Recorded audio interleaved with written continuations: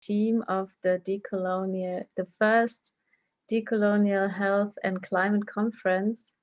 We are so happy that this could actually take part, and everybody can take part in this, especially, of course, our panelists today. We, from the organizing team, we want to create a space which is different from the space as we know. We have a little code of conduct we want to go through while this conference, and I would take the time right now to read out this code of conduct, so we are all on one level. And yeah, so we want to create a space which is sensible towards the different forms of discriminations we face in this world. We want to be aware to use our behavior which does not reproduce sexist, racist, queerphobic, classist, or ableistic structures. Although we want to keep all this in mind, we all see that we are raised in a world with these discriminations. We all are still unlearning, and we all make mistakes. We want to create a space where we can collectively find ways to address possible hurtful behavior, be respectful, and take care of each other. Thank you. Therefore, to also have a person you can refer to if you experience any of this, we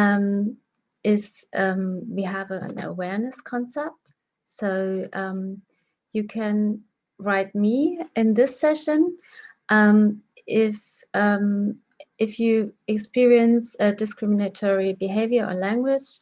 Just write us in.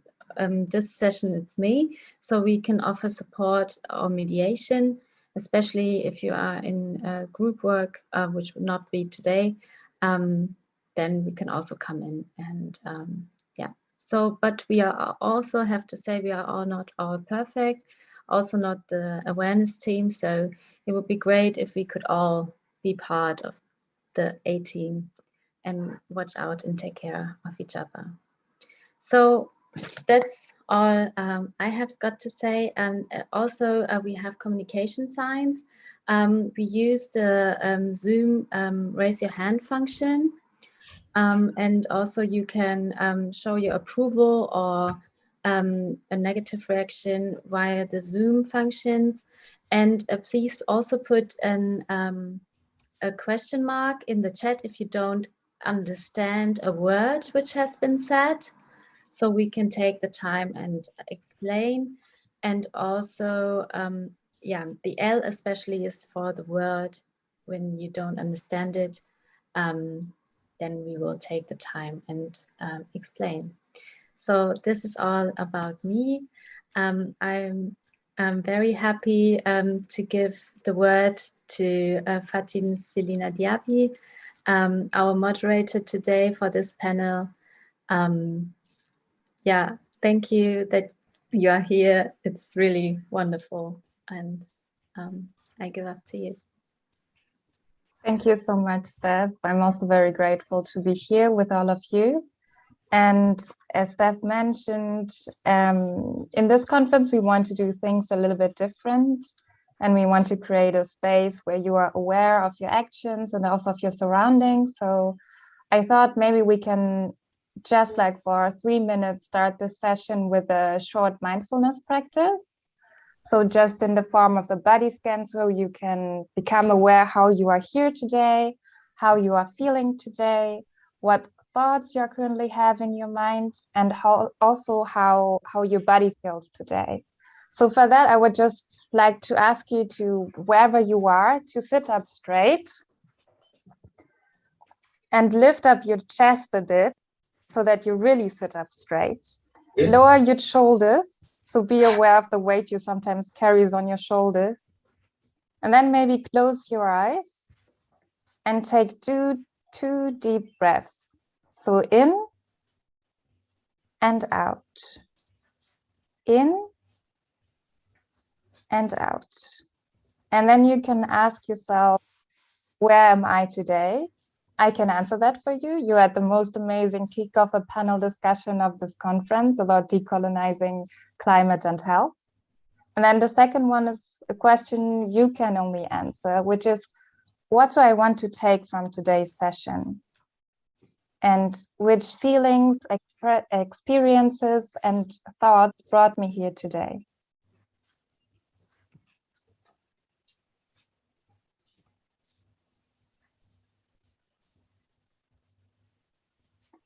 And as you have these questions in mind now, I would like you to ask to take a last deep breath in and out.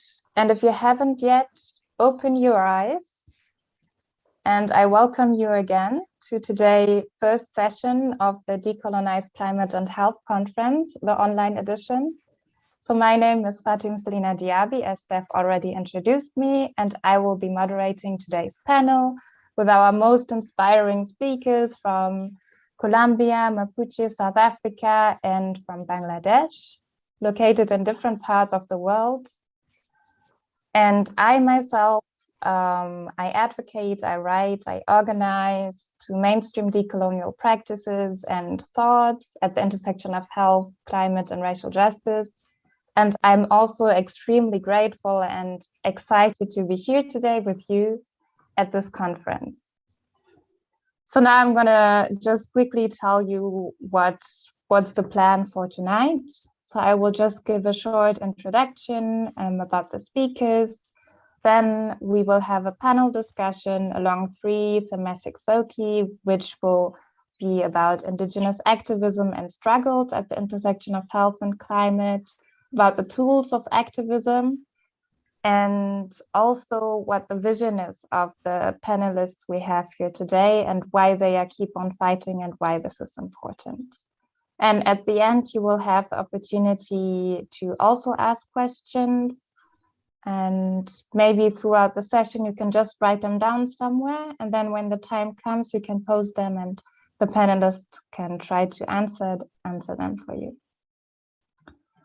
Okay, so the first person I would like to introduce to you today is Prue. She's a lawyer and a climate activist. She practiced at Dhaka Judge Court in Bangladesh.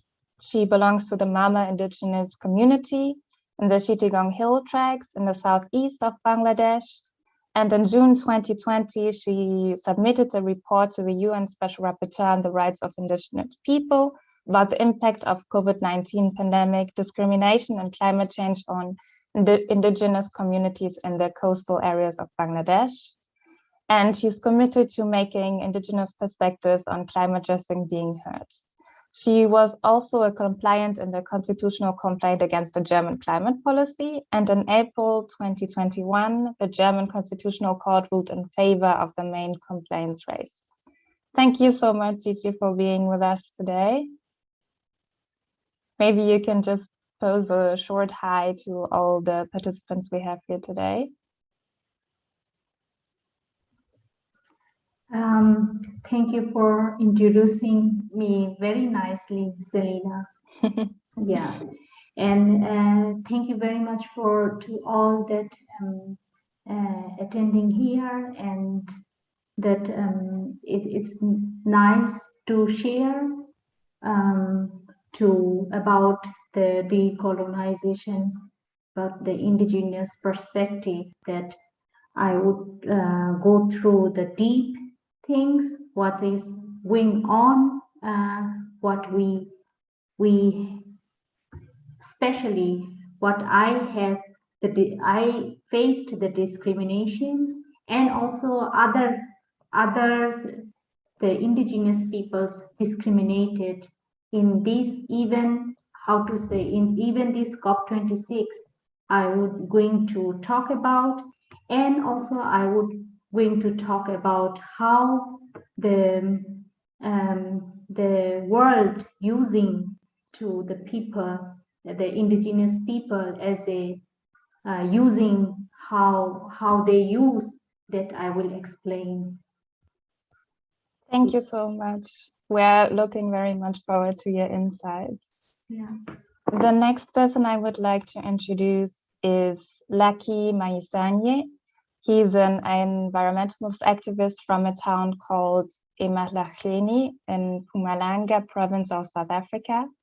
And he works in school at Emalakeni, advancing education for sustainable development and promoting active and global citizenship amongst youth in school, through coordination of a school partnership program between his hometown and schools from Germany in NRW. And he's also a social entrepreneur, working mainly on youth and community development. Yes, welcome, Lucky. Thank you for being with us today. Yeah, no, thank you very much for the welcome and also for the invite. And yeah, looking forward to the presentation and also to hear, you know, from the other activist perspective as well, from other parts of the world. So yeah, I'm looking forward to this great panel today. Thank you. Thank you so much. We are also looking forward to hear from you about the coal industry in South Africa and its effects on the community. And so sorry, Fatim, like if I go off and on with my video, for now, my network is unstable, you know, so if it goes off and on, so please try to understand. I'm so sorry about that. Yeah, thank you so much for letting us know. I think now with Corona, we are all used to unstable internet connections and we will not hold it against you. Thank you so much. Okay, so the next person I would like to introduce is Colombian French photographer and defender of indigenous people rights. He's called Juan Pablo Gutierrez. He speaks Spanish, so there will be translation when I pose the questions and also when he gives the answer, which will be Lucy, which we are very grateful for. Thank you so much. And Juan Pablo is also the international representative of the National Indigenous Organization of Colombia. And this organization has a long history in protecting and promoting the rights of indigenous people in the country. And at the moment, he's located in French exile due to the numerous death threats he received in Colombia. And we are very grateful to have him here, and we are also very grateful for his insights on sharing from the climate justice activism he's doing. Thank you so much, Juan Pablo, for being here with us. Gracias a todos y a todas ustedes por la invitación y por permitirme y permitirnos discutir, dialogar sobre diferentes perspectivas alrededor de temas comunes para conocer esos troncos comunes que nos unen, pero al mismo tiempo que nos completan también dentro de la diversidad. Muchas gracias.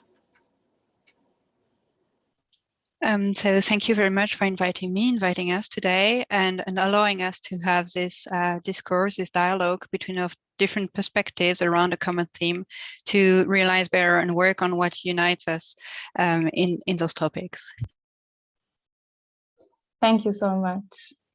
So the last speaker on our panel is called Chankyrai Pennywen. She is Mapuche, lives in Berlin, and is politically active in various issues.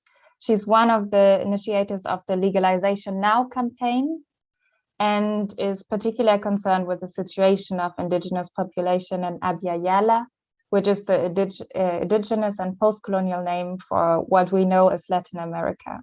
Since 2014, she has been working on the issues of fracking in the Mapuche territories in Argentina and also forestry in Chile.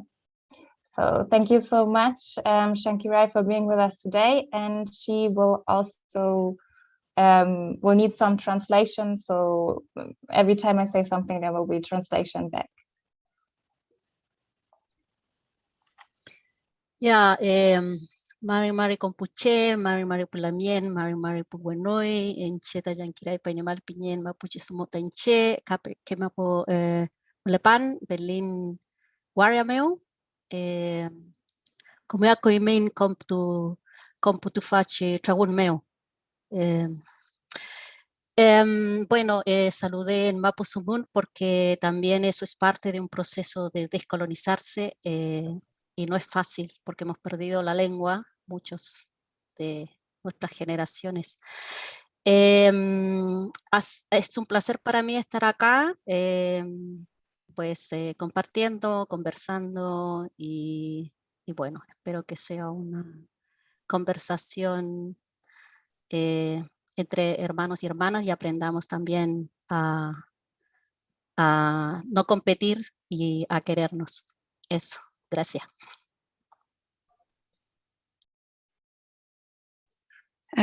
So I started by saluting everyone in the traditional language of Mapuche, because this is part of the decolonization process, and it is not an easy thing to do because we lost, for many of our generation, we lost our language.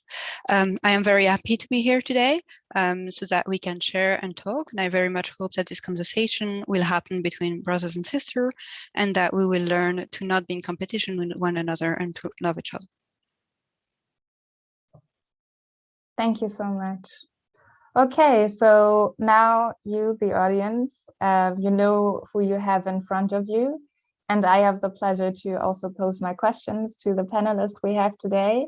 So my first question would go to all of you, all the panelists, but specifically I would like to ask Juan Pablo to first answer it, because unfortunately Juan Pablo has to leave us at 8 p.m. But still, we are very grateful that he could make time for us to speak.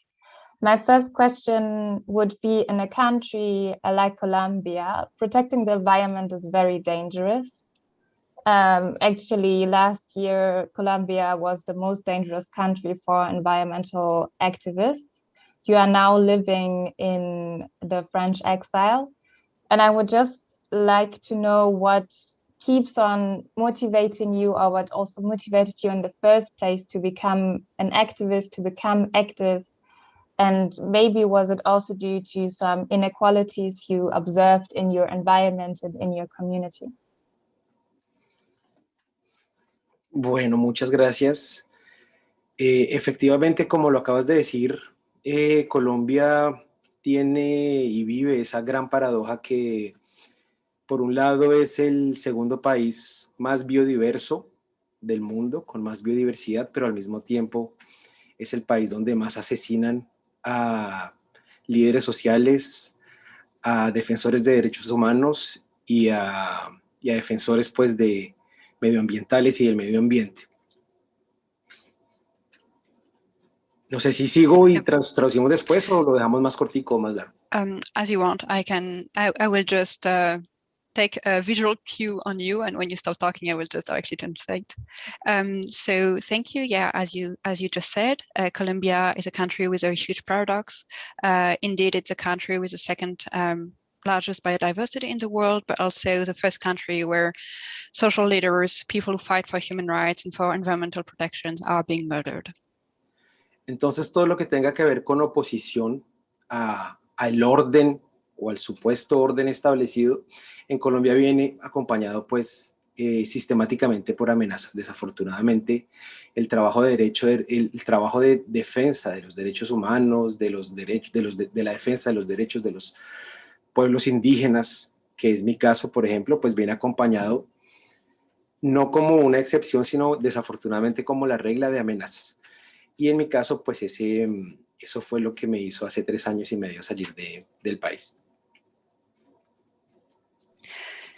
So, indeed, like in Colombia, everything that is connected to, if you go into a position to what is called like the state order or whatever, means that you're going to live through some threats, whether you're fighting for human rights or for indigenous rights, like it's my case, you're going to suffer threats, and that unfortunately isn't the exception. That's why 3.5 years ago, I had to leave my country. Y pues el problema, desafortunadamente, uno naturaliza ese tipo de maneras de hacer, de esos modus operandis de amenazas, pero el problema en realidad pues es lógicamente cuando las materializan, y pues en mi caso las materializaron y por eso tuve que salir con mi hija y con mi familia. Pero para hablar más concretamente en lo que se refiere a lo que tú preguntas del ser activista, yo creo que en lo que concierne, por ejemplo, a esa diversidad de las diferentes realidades de los pueblos indígenas, que es una variedad de culturas, de pensamientos, de cosmovisiones, en toda esa multiplicidad de maneras de ver y de entender el mundo, hay sin embargo un tronco común, un tronco compartido, una misma espina dorsal, digámoslo así, que atraviesa todos los pueblos indígenas y que está ligada a una historia de violencia, a una historia de colonización y a una voluntad de exterminio que comenzó hace 529 años y que hoy está aún más latente que nunca.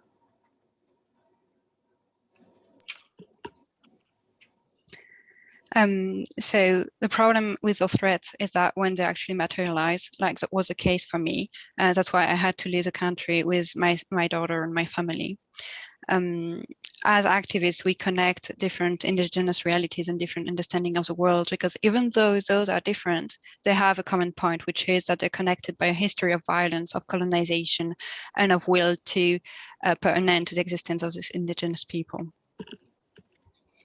Y esa misma historia de violencia a la que han sometido a los diferentes pueblos indígenas pues, del mundo en todas las latitudes, ese genocidio físico y cultural en nombre de esta sociedad que se dice civilizada, racional y desarrollada, y que empezó hace más de 5 siglos, ha sido combatido o ha intentado ser contenido como fórmula para poder sobrevivir los diferentes pueblos, no desde lo que se llama, por ejemplo, hoy activismo, sino de lo que se llama y se denominaría más bien como la resistencia.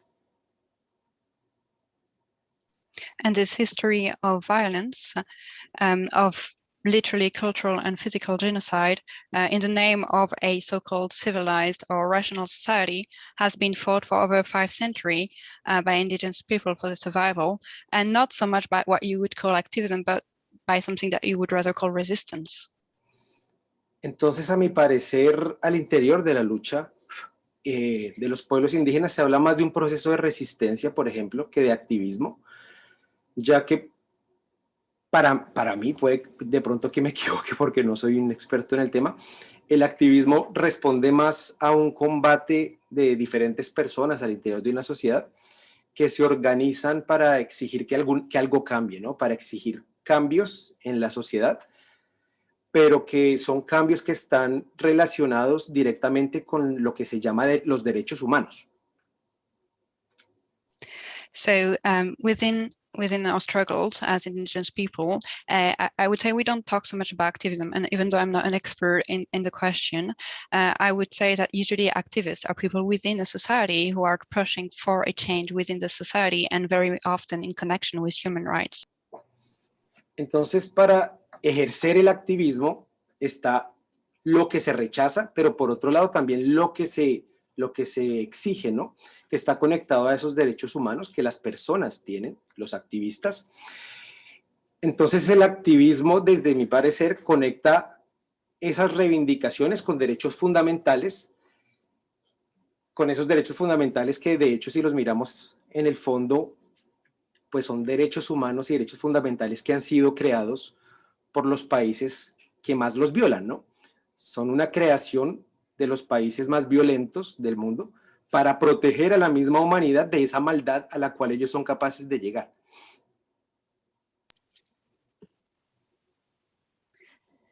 In order for an activist to do activism, the point is that be it when in your activism or in your demands, you're going to connect that to human rights, to the rights that you are given in your country as an activist. But you have to understand that human rights were created by countries that are violating at most those very same human rights, as they somehow were created by the countries that are the most violent to protect people from their own violence. Entonces, como para ya ir concluyendo, hay ciertas diferencias desde mi punto de vista, entre lo que es el activismo y la resistencia, que es ese proceso de los pueblos indígenas, dado a que ese proceso de resistencia empezó incluso en contextos en los que ningún derecho le era reconocido en ese entonces, pues desde la otredad a los pueblos indígenas. Entonces fue algo que se dio en un contexto de injusticia y de violencia extrema, en el cual no existía ningún marco legal, digámoslo así, del cual los pueblos indígenas pudieran en ese momento que empezó la resistencia de pronto como reivindicar, como si se hace desde el activismo. So some differences between activism and there are some differences between activism and the resistance process that we're seeing among indigenous people. Because when resistance started, it was started without the recognition that is granted by human rights. It started in the context of very much a lot of violence and without any kind of legal framework within which activism can take place. Entonces, sin embargo, tanto el activismo como la resistencia, pues son dos batallas que merecen todo el reconocimiento, pero sin embargo son dos batallas que se pelean, digámoslo así, con diferentes condiciones, ¿no? Y en lo que a mí me corresponde a título personal, para acercarnos más a lo que es un activista o lo que a mí me compete, pues yo empecé a ser relacionado con ese término activista desde que llegué aquí a Europa. Antes yo no era, digámoslo así, considerado como tal, porque desde que llegué acá, pues empecé a buscar puentes, empecé a buscar lazos de hermanamiento con diferentes sectores, con diferentes personas, como jóvenes que también se están sudando la camiseta en las ciudades por la protección y la lucha medioambiental, pues. Y antes, pues yo estaba únicamente del lado del mundo, pues del mundo indígena colombiano. Y cuando empecé a llegar aquí, cuando llegué aquí a Europa y que empecé a tejer esas alianzas estratégicas con diferentes sectores que le están apuntando al mismo modelo de sociedad, es que a partir de ese momento me empezaron a catalogar como un activista. Entonces ahorita pues también soy conocido como un activista. Eso sería todo. Muchas gracias.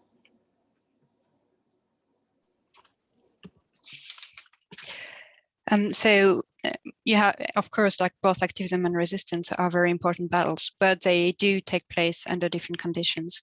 And personally, I only started being described as an activist when I got to Europe, because that wasn't the case before. That's only when I started looking for new connections with groups fighting for on different fronts, such as the environmental one, that I started being described as an activist. Up to then, I was a member of the resistance and part of the indigenous people from Colombia. So it's only when I started really looking for the strategic connection in Europe that I was given that name of an activist. Thank you very much. Thank you so much, Juan Pablo, for sharing your experience with us, and also for pointing out the particularities for indigenous population. And I think you raised a lot of important points, but I would like to highlight the one you made about the common indigenous people have, which is the history of violence and colonialism they often share, but also the one of resistance and of being resistant. And looking, for example, to the Mapuche in Chile, which is one of the largest indigenous groups, I would like to pose a question to Chankyrai in concern to activism. Because the Mapuche conflict is one about land, about greater autonomy and recognition of rights. And I would just like to know how the struggles of fighting for the recognition of land and protection of land are connected to your activism, Chankyrai, and how that might be different in Chile or in Argentina, where you are active.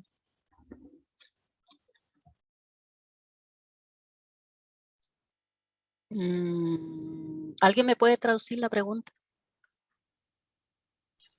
So my question was to better understand your activism in Chile and in Argentina, and to understand how the fights of land and also of self-determination, how you became active in this kind of circles, and what made you become active? Juan Pablo, Te pido.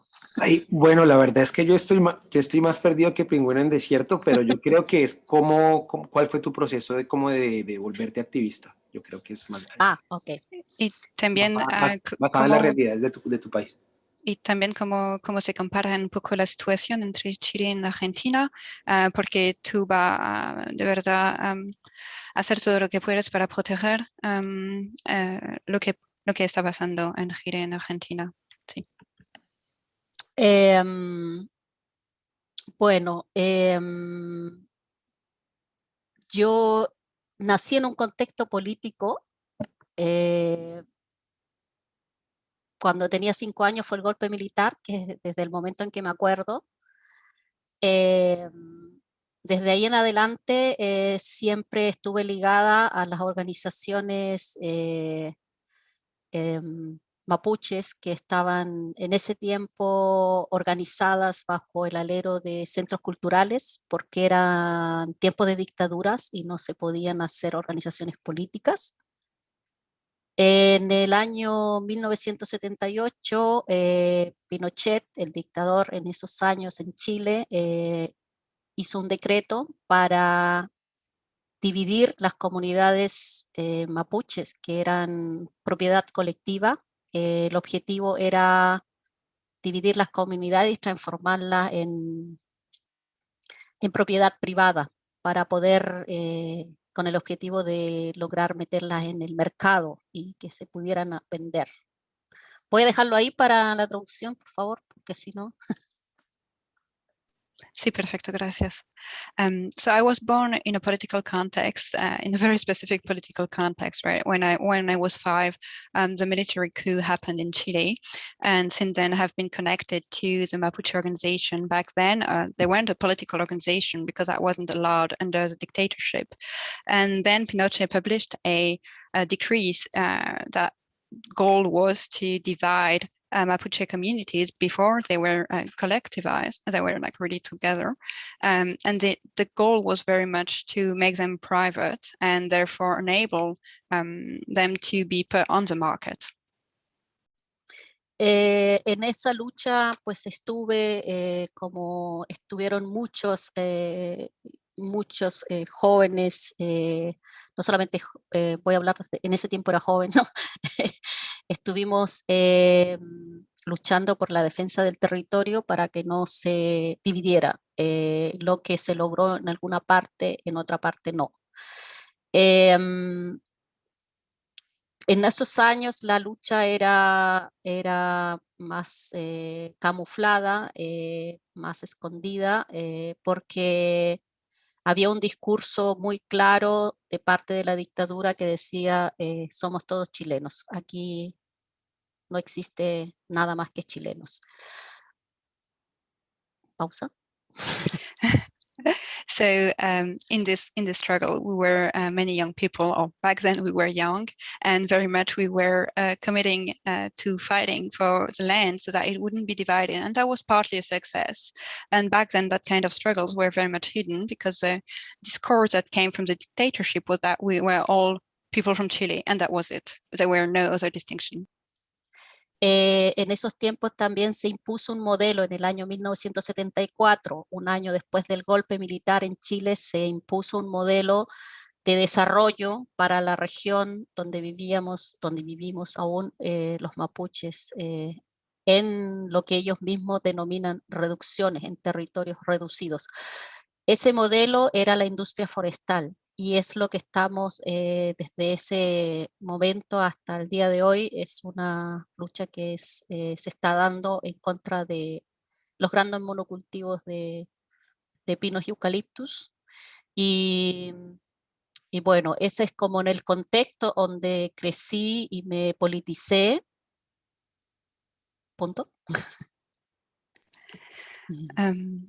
So in 1974, 1 year after the Pinochet got to power, was developed a very specific model for the Mapuche region connected to the forestry industry.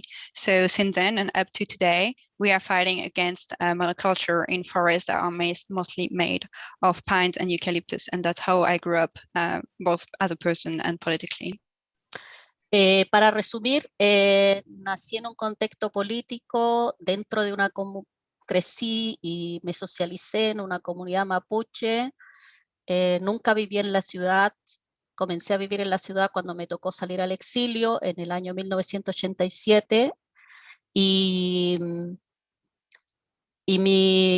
cuando salí al exilio empecé a mirar la historia de forma ya más distinta, no distinta, sino como más, con más tiempo a lo mejor, y me di cuenta que era una lucha que venía de hace muchos siglos, y que empecé a descubrir documentos donde había historias familiares de mi padre que había estado ya organizado en el año 1935, y eso para mí fue como descubrir mi propia historia, que no lo pude hacer en Chile, sino que lo pude hacer desde una cierta seguridad cuando estaba fuera del país. Y bueno, y desde ahí ese término de activista es también muy interesante. Yo a veces lo uso. A mí me gusta más el concepto de defensora del territorio.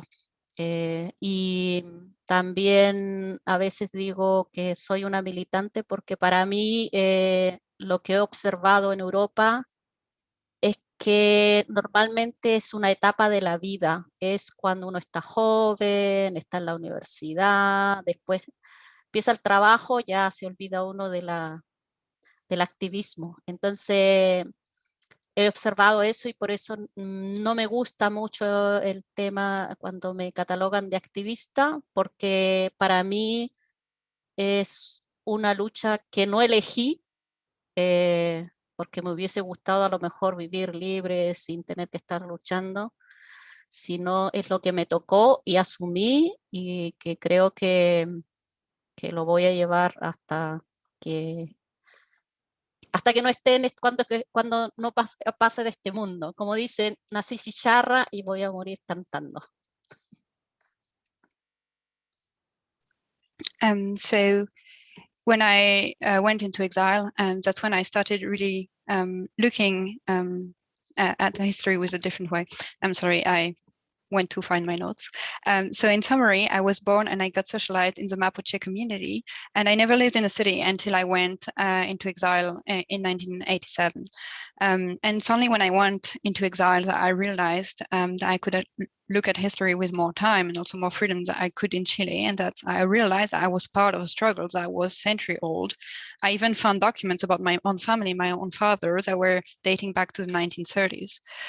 So I find the term activist kind of interesting, but I prefer the term of like a defender of territories. And sometimes I say I'm a militant because I feel like it's kind of a thing about which point of your life you're at, right? When you're young, you're at university, you might get engaged with some kind of struggles, but then you start having a job and you kind of forget about it.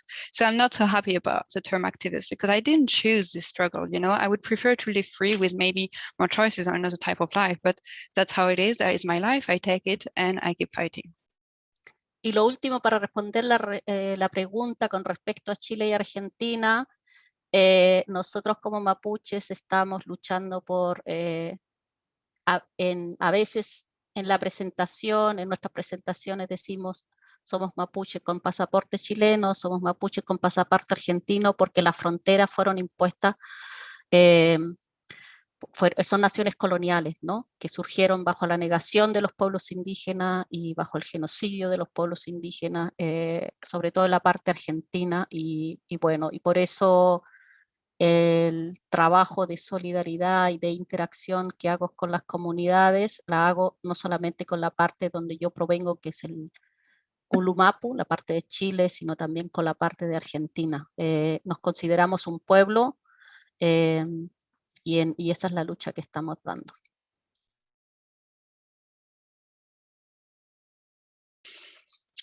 So to answer the question about Argentina and Chile, as Mapuche, we say we're Mapuche people with passport coming from Argentina or Chile, because borders are very much a colonial construct. And it's a construct that started with the genocide of indigenous people, especially in Argentina. So it's about solidarity, not only with the people from the region I come from, which is today comprised in Chile, but also with people from the Mapuche community in Argentina, because we understand ourselves as one people. Thank you so much. And thank you also for pointing out that that being resistant or active today in the political landscape that you are is actually a continuity of the centuries-old resistance against state oppression and colonialism and colonial practices. And with that in mind, I would like to move on to Lucky, who is located in South Africa, a country that also has experienced massive colonial violence and also segregation. And similar to the Mapuche, the population in South Africa has been divided into different groups with different privileges and access to resources. And I would be very interested to hear Lucky's testimony and experience on living in a place which is also faced with huge injustice that is continuing to be experienced by the Black community in South Africa, and being located in a village which basically means the place of coal in the Zulu language. Would be interesting for the audience to know how the injustice experienced of your community are connected to climate or climate change or coal production and extravist industry. Okay, thank you very much for the opportunity and the question, and first and foremost, as like you mentioned, in South Africa, like it's one of the youngest democracy, in Africa. Like we used to experience like apartheid, until 1994. So like now most of the, like the people who designed this apartheid things, they were very much smart and they knew what they were doing. Like, as you said, like people were divided. For example, we had places for white people. So there were places for Black people. So there were places for Indians, because, during like the colonial era, there were many Indians who were brought into South Africa to work on the cane plantations around the province of KwaZulu-Natal. So we have so many population of Indians around South Africa. So there were also communities of Indians, and also another community here in South Africa, they call it colored, like mixed race, some others they say it's mixed race. So there were also communities for coloreds, in a way. So people were more like, even with like in South Africa, we have so many ethnicity groups, So even like within the community, so like we have like places for Zulu, like Zulu is another ethnicity group, so like you'll find this part of like the places where Black people used to stay, they were called townships, So like within like the famous one is like Soweto, like the township where Nelson Mandela used to stay. So even within Soweto, so even today, you still like have a place where like you will find Zulu people, for example, they stay alone, like it's an ethnicity group. You will have Ndebele, for example, and Swati. So like they will separate them so that people, they don't like mainly come together. So that was the thing. Most find people staying in, they were mainly close to, because like okay. mainly I think your connection is a bit unstable, but it's okay, keep on talking, we hear you. I think it's better if I go without the video, but I'll try.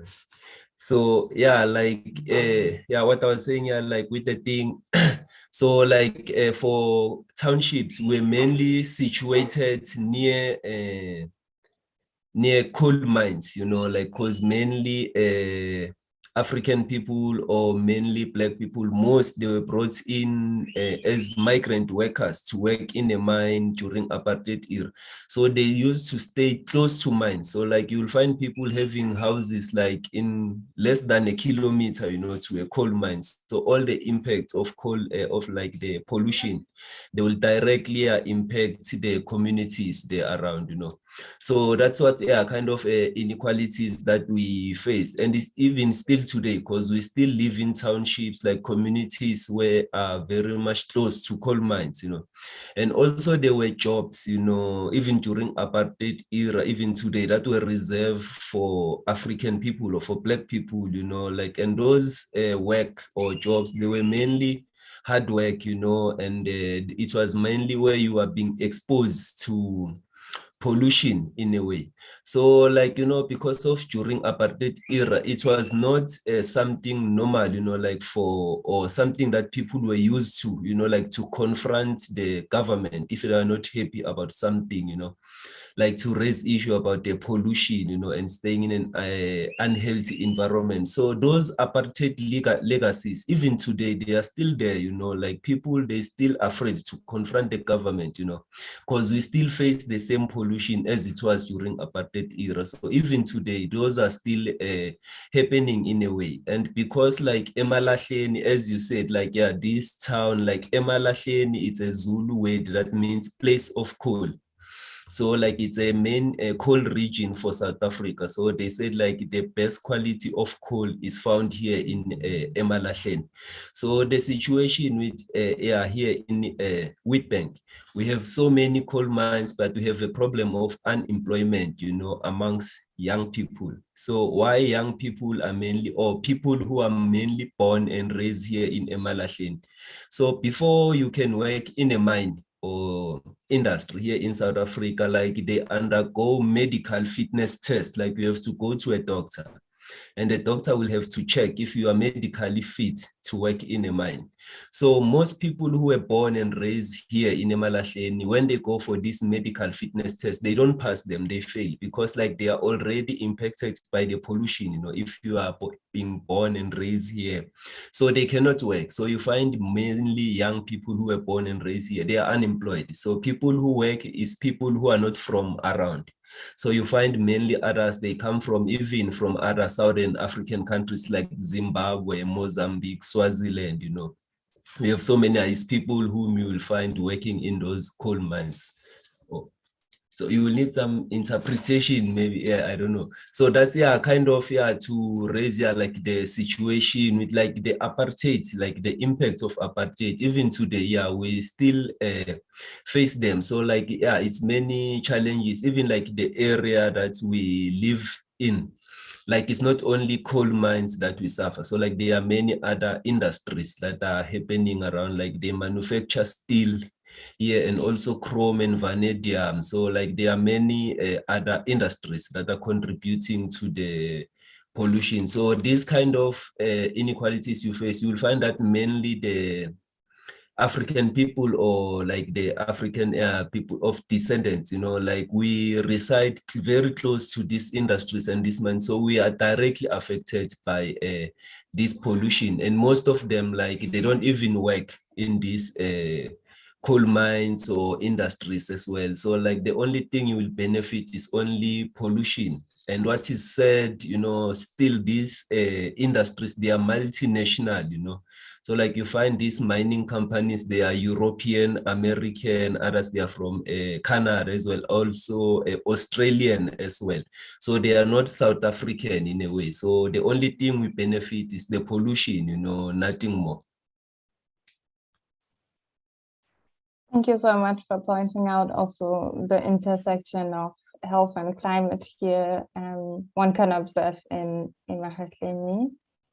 And I would like to also give Yi the opportunity to speak a bit about Bangladesh, coming from a country which is very prone to climate-related disasters due to its location, but also very active in the international community as a chair of the Climate Vulnerable Forum, and also during the COP26. I would just like to know if there was any specific event that made you become resistant to maybe practices you observe that harmed the environment, but also the health of people around you and your community?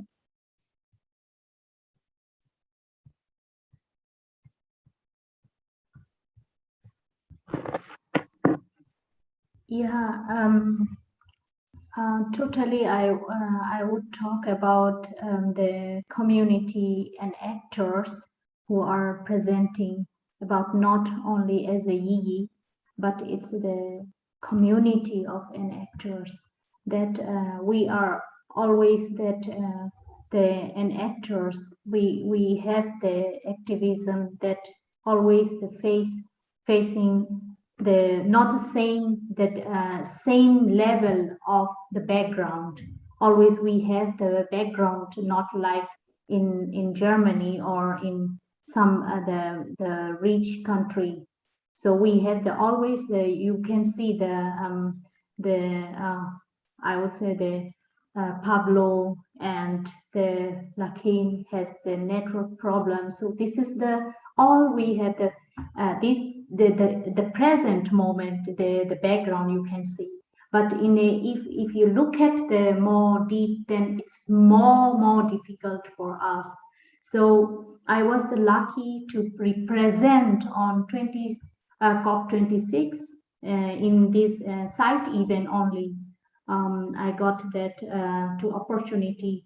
So I had the bad experience, but I would not make a not making the to saying too hard to anybody, just to explaining that what's going on, had happened.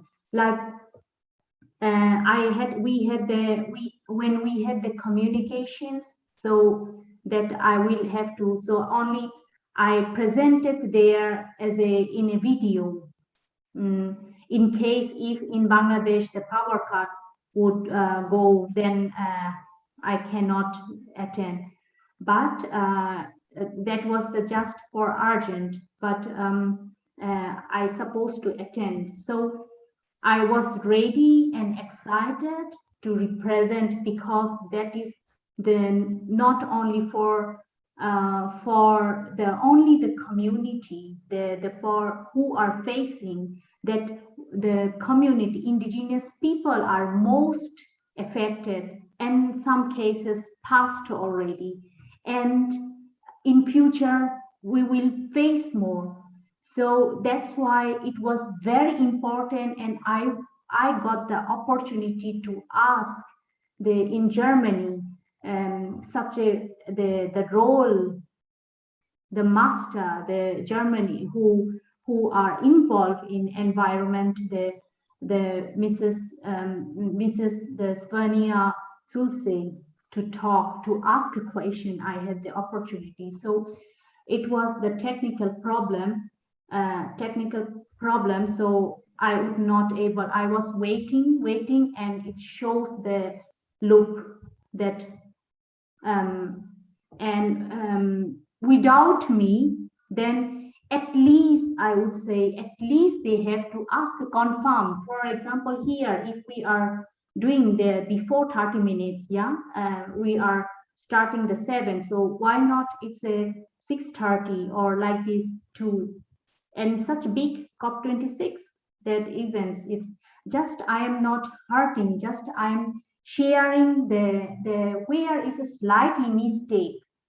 So then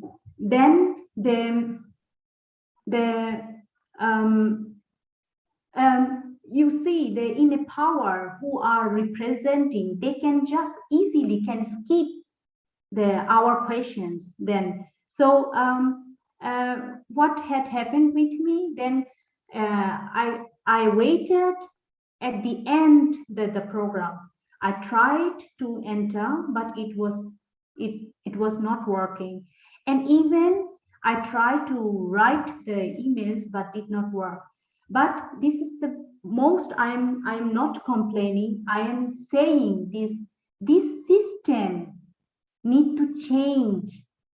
This system is not only, for example, who were in a position, who were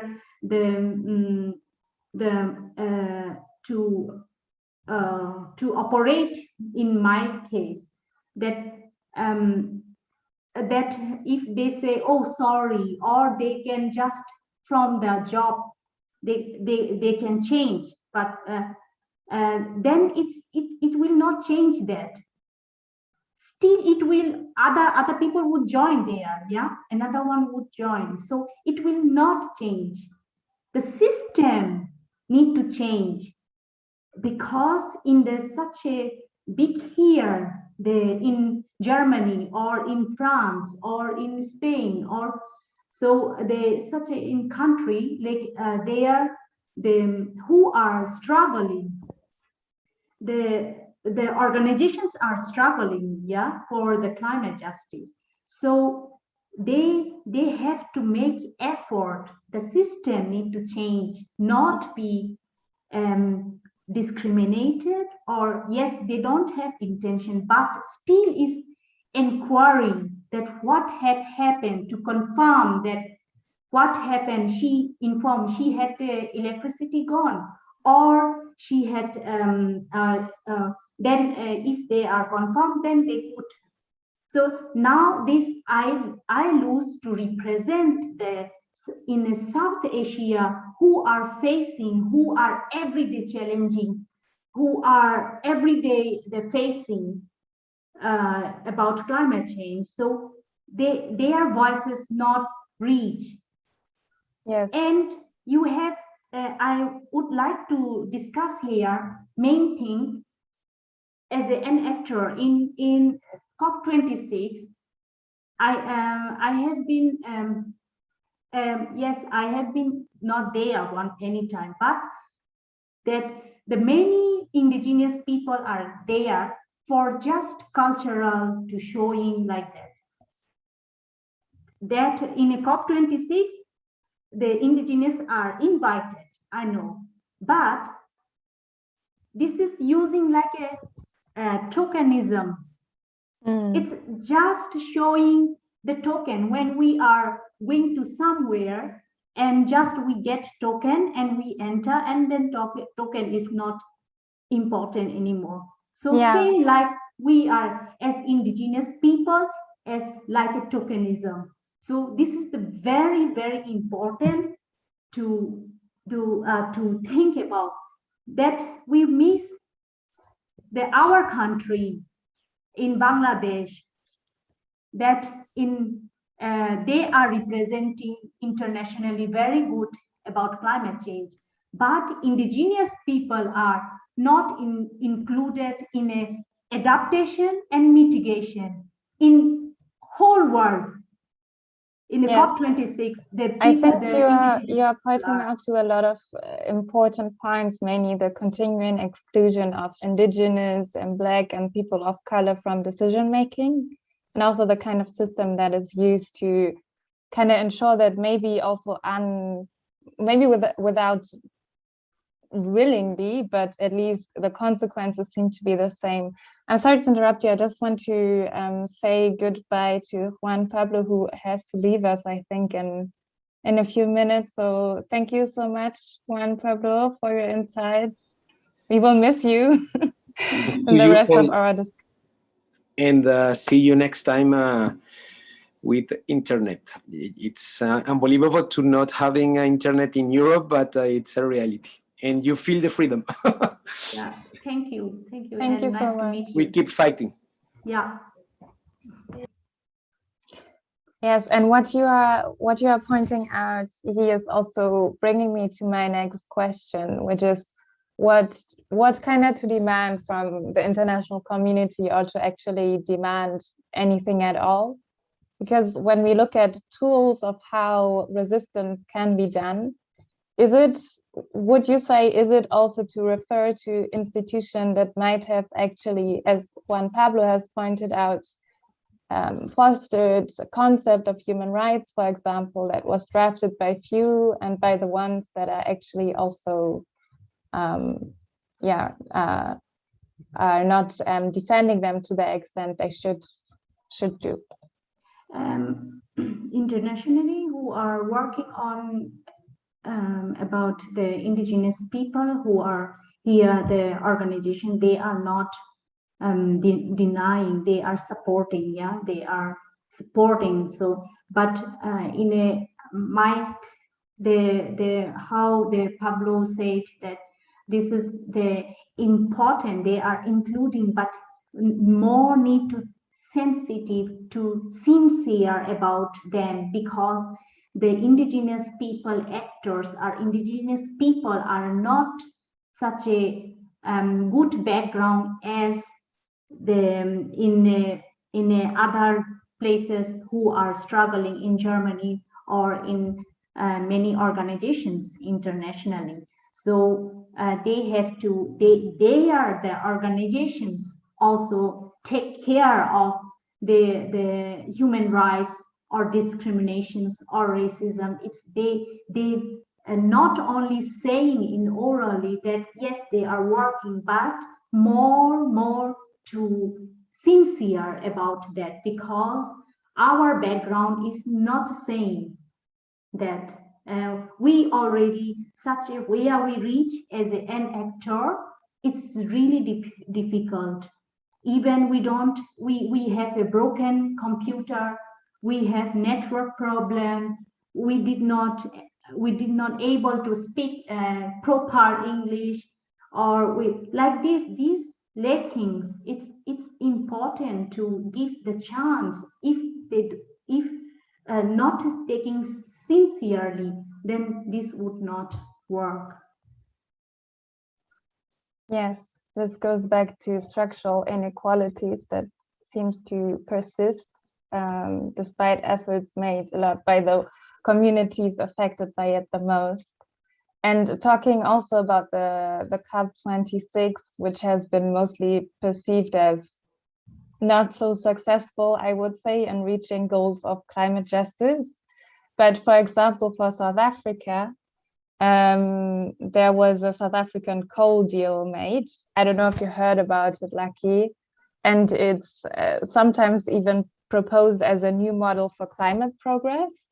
So this agreement came out of the climate summit, and several states, including the United States and Germany, pledged over $8.5 billion to help South Africa to exit coal. And I would like to know how you think, and if you think this is actually possible, and if you know how these kind of news are received in your community, and if you have trust in the South African state to actually be able to leave coal behind. And yes, what would be the consequences then? Okay, no, thanks for the question. So we heard, before about these coal deals, yeah, we heard, but there's a hypocrisy, with the South African government, to say, because for now, like currently there were 2 coal-fired power stations that are currently built, like Gusile and Medupi. And these 2 are the biggest power stations in South Africa. So like Gusile is within the vicinity of Emalahleni. So like it started operating, I think like 3 years ago, but it's not fully operating, So like there are still some units, I think 3 units are operating, so they still have to put more. So like they cannot phase out from coal. Obviously, these 2 newly built power stations, they will need coal, to operate. So like you cannot build so much. Okay, so like you cannot build such a big, power stations, and then like you phase out from coal. So like currently what we know, like, yeah, the government is not ready, to phase out from coal. So like there's no political will. And also there's currently another like influence that there's another like influence that we have, because currently we have these BRICS. I don't know if you heard like about it, like this like by relations between these developing economies, they call it, like it's Brazil, like Russia, and there's India, and there's China and South Africa as well. So like we have so many Chinese industries, you know, that are investing in coal here in South Africa. So, and also there was also a saying, you say like, you know, already we have so much coal reserve, you know, here in South Africa. So it's better to use them, you know, like instead of leaving them underground.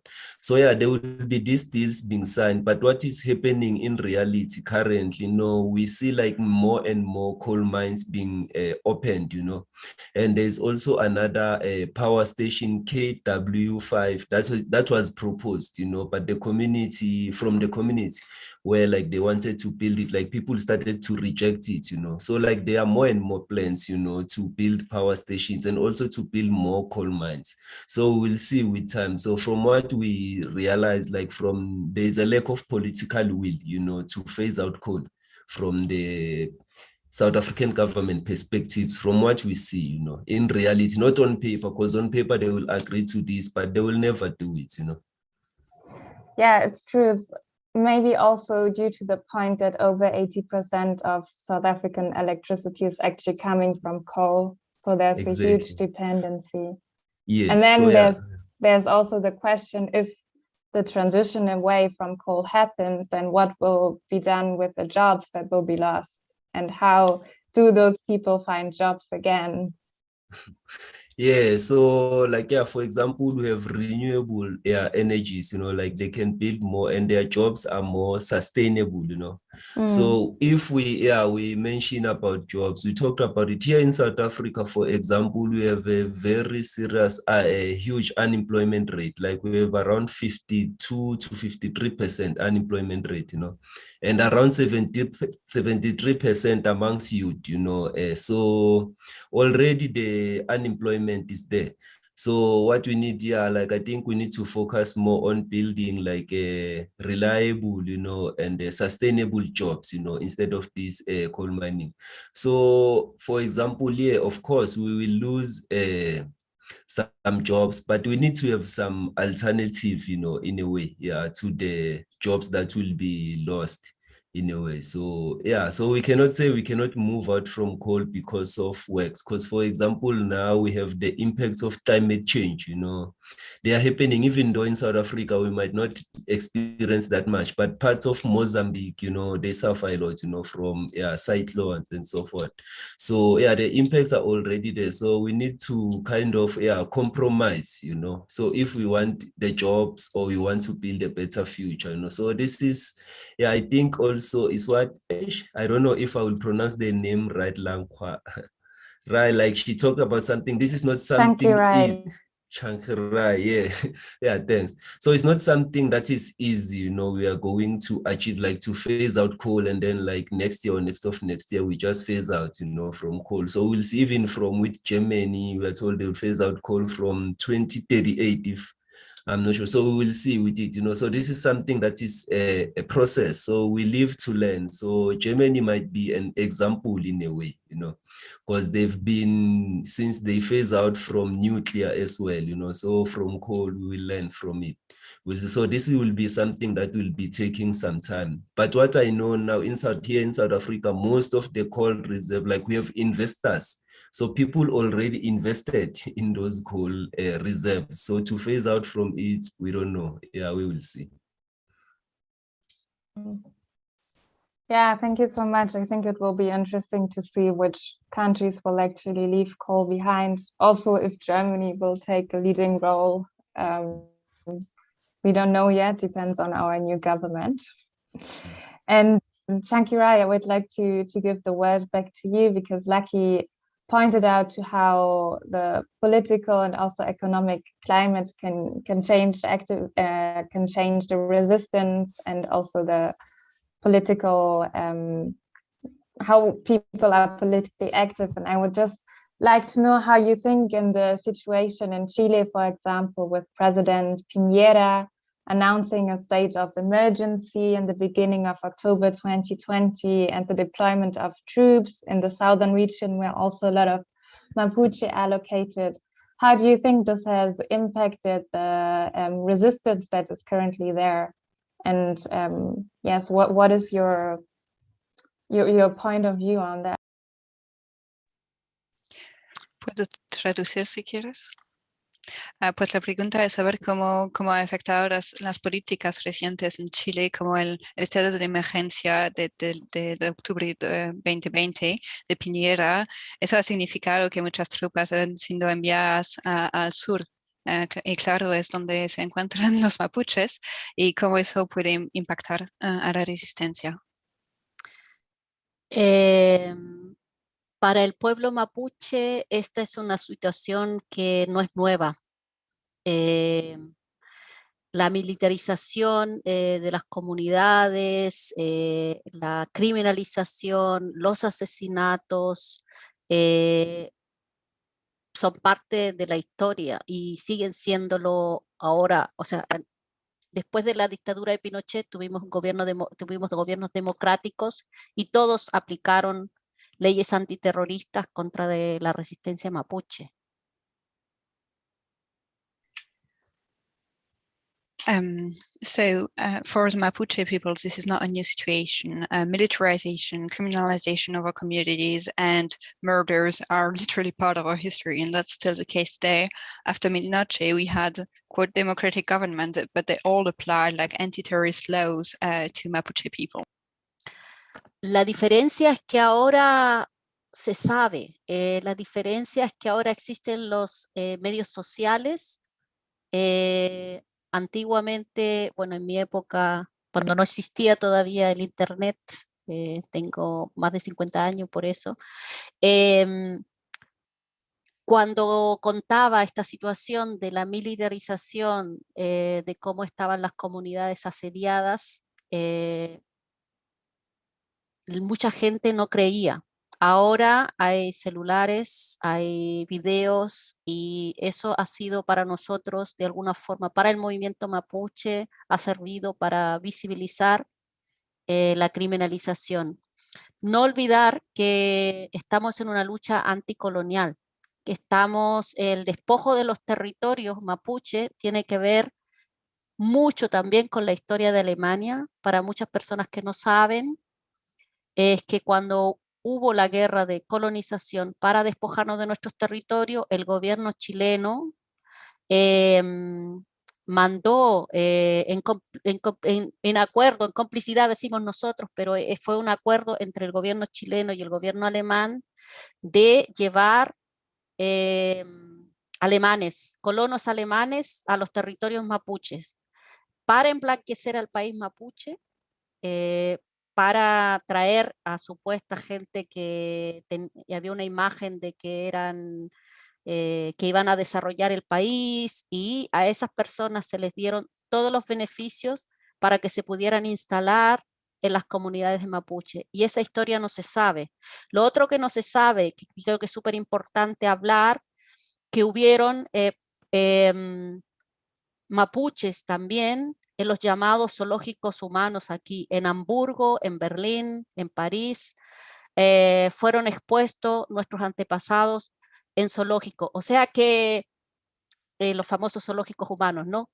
O sea que esta riqueza que hay también en Alemania tiene mucho que ver, porque la gente pagaba para entrar a ir a ver a los indígenas. Fuimos deshumanizados y esa ideología todavía está viva, y eso es lo más difícil de cambiar, porque es una mentalidad colonial que está muy profundizada en las sociedades chilena y argentina, que han habido avances, pero que todavía existen. Y eso quería visibilizar. Y por último, decir que no podemos olvidar que ahora no solamente tenemos un problema con los gobiernos nacionales allá, sino que transnacionales, y muchas de ellas que vienen de Europa, que nos llevan un desarrollo que nosotros no hemos pedido, que no nos han consultado, que existe la Convención 169 de la OIT que dice que los pueblos indígenas debemos ser consultados,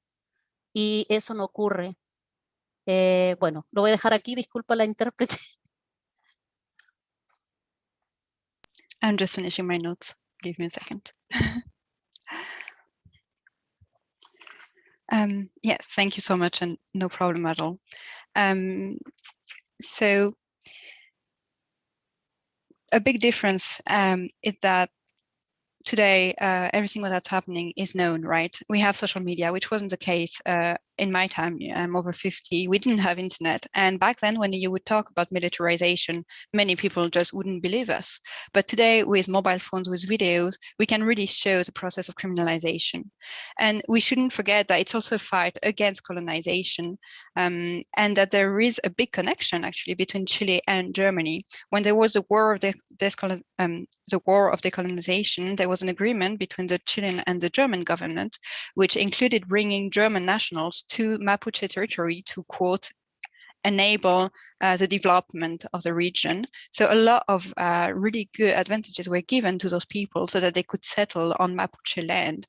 And something else that isn't really known is that Mapuche people were shown in cities like Hamburg and Paris, and people had to pay to see them. And there was this process of dehumanization that also brought a lot of money to European countries. And it's a very hard thing to change, even in like Chilean and Argentinian society. It's a very colonial mentality still that is very deeply anchored. And finally, we don't only have to fight against our governments, but also against multinational companies that come from Europe. According to the World Trade Organization Convention, the 169, we should actually, as indigenous people, be consulted on what is going to happen in our territories, but that never happened. Yes, thank you so much. I think one thing that is also like repeatedly reported is the role of the internet and how it also connects and enables to portray injustices and oppression faced by the state, or also by companies and transnational industries like the activist one. I would just like to point or to give a question to Yi regarding Bangladesh and how the relation is between people of the indigenous community becoming active in the sector of climate justice and the reaction of the state. And in your personal opinion, and maybe also in your experience, is this relation also characterized by violence and oppression, as, for example, it's the case with the Mapuche? And yeah, is there also a kind of criminalization going on? Yeah, in Bangladesh, when I grew up, I saw in our region, in the Chittagong Hill Tracts, civil war, but we had the 1997 and a peace accord, still we are fighting for our lands and forest. So here I just would like to include one thing that about climate change, because we are facing, we have the human rights violence, women by rape, so much discrimination. Yes, we have, but are more included in the climate change, global warming. So it's everything, it's mixing, and now we are in the tipping points. So this is why I would like to talk about that. The government is internationally very active in representing about climate change, but the indigenous people are not included.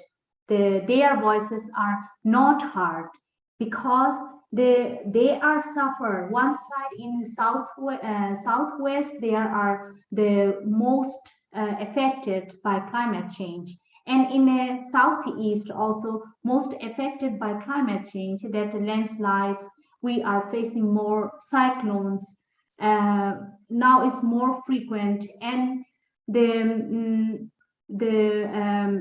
forest fires. So we are most the vulnerable and the discriminated. And now in climate change, that we are discriminated against adaptation and also the mitigation. How I would say that we have the Garo community, so their economical is from the forest. So Germany or other countries are giving the compensation to keep the forest in Bangladesh or many countries. So then the indigenous people cannot use their forest.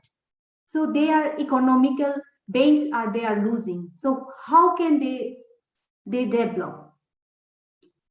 And the government would get the money, but not the indigenous people are not getting that. So that's why I am more I am talking about climate justice, that included as the indigenous people in the decision maker, in a adaptation and mitigation. Otherwise, this sustainable goal would not achieve without indigenous people. So another thing is I would like to say in Norway, the fossil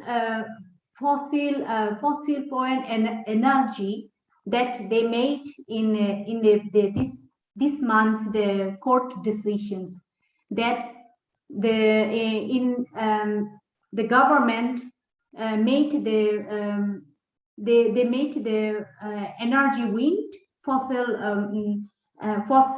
energy wind. So then they did not. Now is that the court decisions is that they have to destroy now that energy, and that money is the big from the in Munich. Munich, Munich city corporation, Munich, the how to say, the Munich from the energy, I think. So this now is this is so much money, and need to the court order that this energy, the wind energy, have to destroy it, because in Norway, the indigenous people had the reindeer is wing walking in that energy where the energy wind, fossil energy wind is made. So they changed that place. So now they are economical. What is their base? The economical is losing. So that's why. And another thing is also the recent in Bangladesh, that the government from government, some administrations announcing that in the Chittagong hill tracts, that turmeric and ginger cannot plant on the hills. So this is our culture and our economical defense. So if they stop this, and how they would survive. So this all it's connected. So that's why it's my things is, that's why in a COP26 that the decisions the government would get, but the people who are suffer, they would not get. So that's why the indigenous people should come and represent their self and talk, include their voice in a mitigation and adaptation. That is not in the world, is nobody talks about. So this is very important. I wanted to ask in that COP26 the site event, that Germany can just Germany such this can show to represent that this indigenous, because In 2021, German government, the name I forgot, the German that 169 indigenous people rights convention 169 that they ratified after a long time. So they can, the government can start this process. Then the people can, include in a, their voices be reached, and the people would include there. So that would be successful. Just, yeah. Thank you so much for pointing this out. I feel like even though we have people who are politically active and in resistance from different continents, there's also a lot of continuities in the struggle you all face, and also in the activism and the resistance you display. And one is probably the continuing violence faced, the oppression, the exclusion from decision making, and also the feeling of not being heard. And then on the other hand, consistent resistance. And I feel like to be able to do that, you actually need to have a vision of what you want to achieve.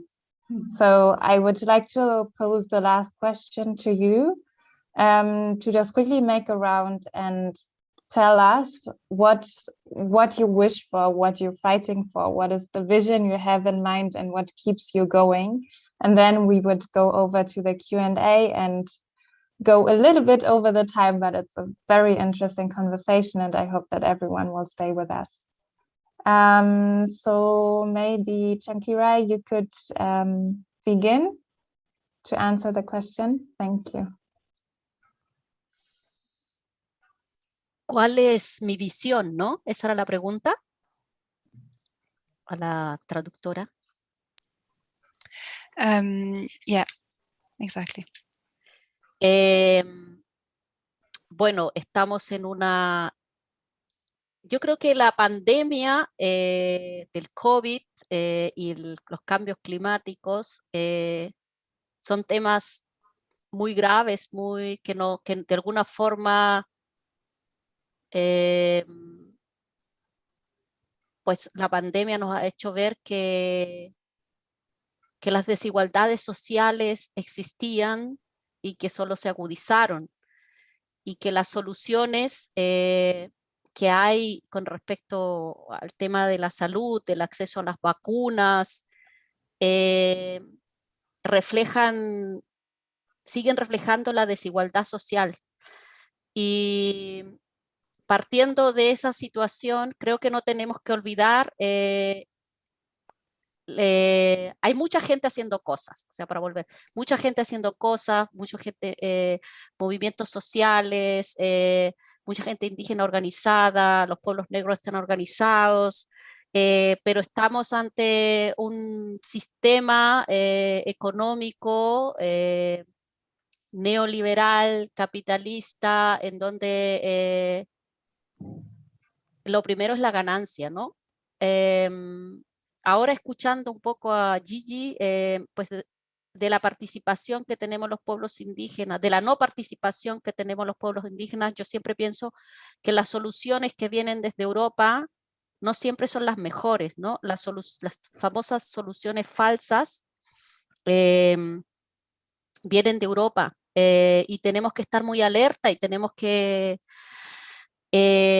bueno, tenemos, para resumir, bueno, la respuesta es que tenemos mucho trabajo por hacer, que no es fácil, sobre todo desde la marginalidad, desde la periferia en la que estamos los pueblos indígenas, los pueblos negros, la gente de color en los países europeos, los migrantes.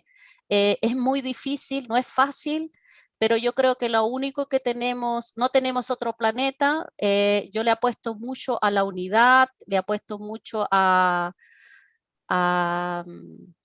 a las alianzas de los diferentes movimientos, y apelar también a los movimientos más privilegiados, ya que estamos viviendo en Europa, que abran puertas, que den acceso a las voces que siempre han estado marginalizadas. Y bueno, y sueño tengo una utopía, que hay un poeta latinoamericano que murió, Eduardo Galeano, que decía: la utopía sirve para caminar, y la utopía a veces se nos va, pero ahí seguimos, ¿no? Y esa es como siempre siempre trato de mantenerme optimista. Creo que hay una generación de jóvenes y jóvenes que están organizándose, y tengo esperanza, y creo que eso deberíamos, todos juntos tenemos que hacer algo. Y bueno, sabemos que no es fácil, y eso lo digo solamente para terminar con algo positivo. Yo tengo mucha confianza en la juventud. Yo pronto me voy a jubilar de activista y le dejaré la responsabilidad a los jóvenes. Gracias.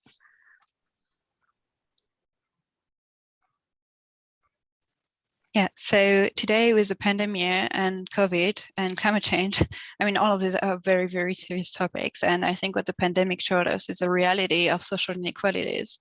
And you've seen that, you know, through question of access to healthcare and like vaccines, and keeps on showing us like inequalities within our societies.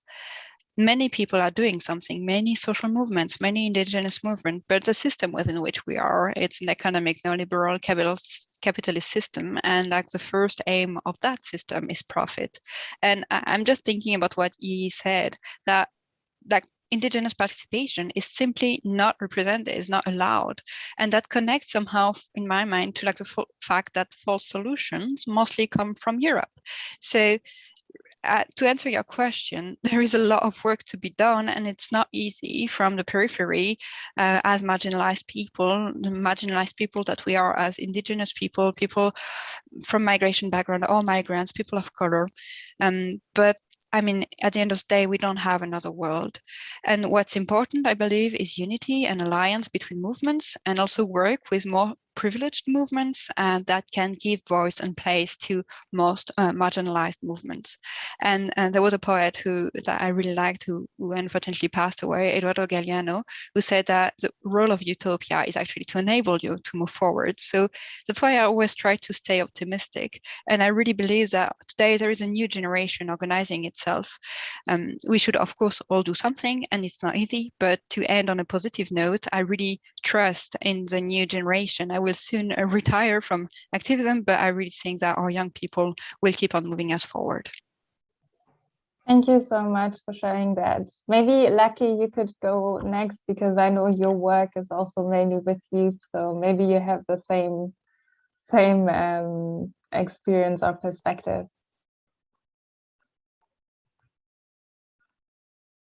Okay, no, thanks a lot. Yeah, for my it can be the same and a little bit different.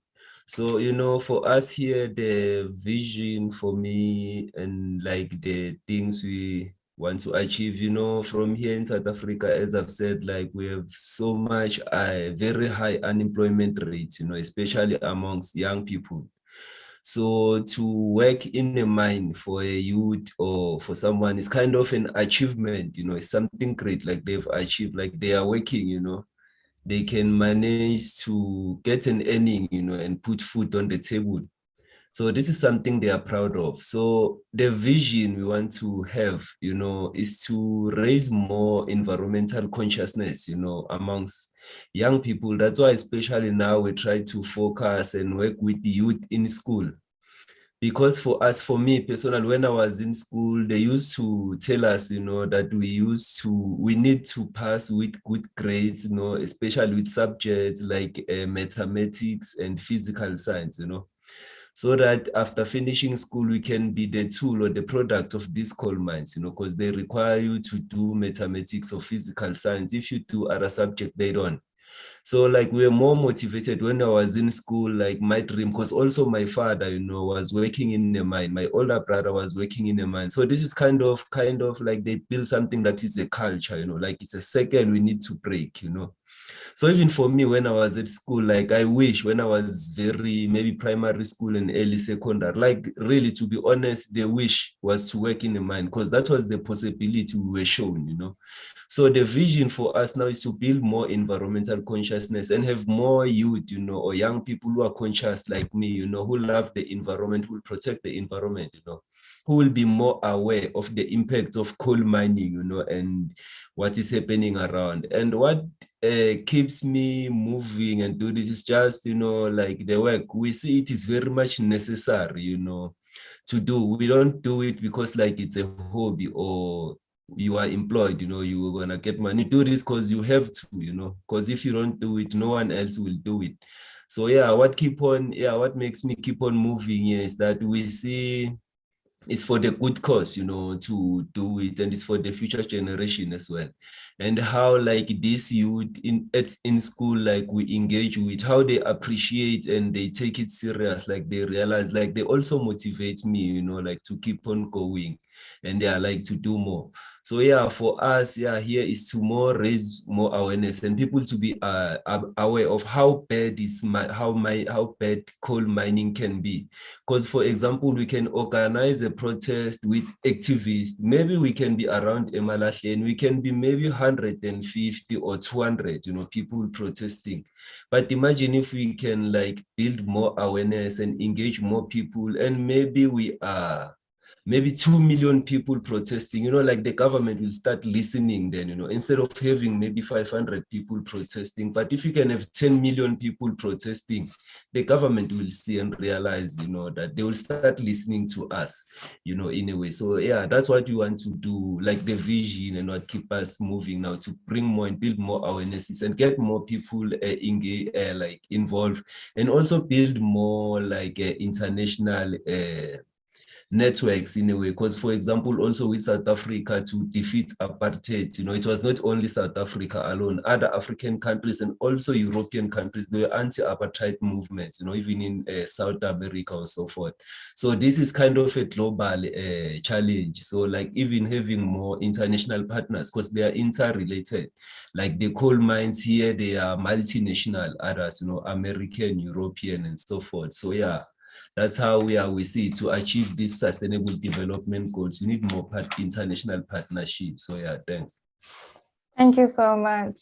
I'm so sorry for our participants. We are a bit over time, but I also want to give Yi the opportunity to share her vision with us. And I think after that, we might have to end the session. I'm not sure if we can do the Q&A, but let's first hear Yi's vision. Yeah, we are fighting for climate justice, so that this would not easily end, and we have to work on and move on, so that